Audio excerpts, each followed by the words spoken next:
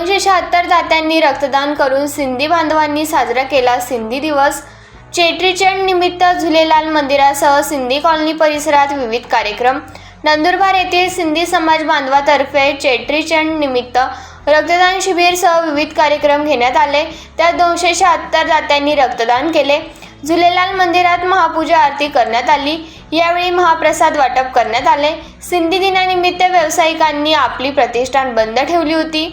भगवान श्री झुलेलाल यांचा जन्मदिवस चेट्रीचंड अर्थात सिंधी दिवस साजरा करण्यात आला। आज शुक्रवारी चेट्रीचंडची सुरुवात पहाटे श्री झुलेलाल यांच्या मूर्तीचे पंचामृत स्नानाने करण्यात आली। महिलांसाठी मॅरेथॉन दौंड आयोजित करण्यात आले व सिंधी कॉलनीत व शहरात विविध ठिकाणी अल्पोहार तसेच थंड पेयचे वाटप करण्यात आले।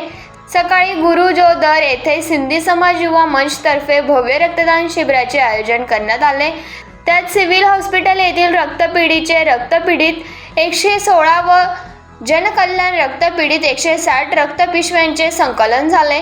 रक्तदान शिबिराचे आयोजनासाठी युवा मंचचे अध्यक्ष संजय मंगलानी, उपाध्यक्ष मनीष रंगलानी, सचिव सागर आहुजा, खजिनदार आकाश मुलानी व त्यांचे सर्व सदस्य यांनी परिश्रम घेतले। रक्तदान शिबिराला आमदार चंद्रकांत रघुवंशी, विक्रांत मोरे, बांधकाम सभापती देवेंद्र जैन, उपनगराध्यक्ष प्रथमेश चौधरी, नगरसेवक चारुदत्त कळवणकर, भाजपचे ज्येष्ठ नेते विजय चौधरी, जिल्हाध्यक्ष निलेश माळी, मान्यवरांनी रक्तदान शिबिरास भेट देऊन समाज बांधवांना श्री झुलेलाल जयंतीनिमित्त शुभेच्छा दिल्या। सिंधी समाजामार्फत मोटरसायकल रॅली काढण्यात आली।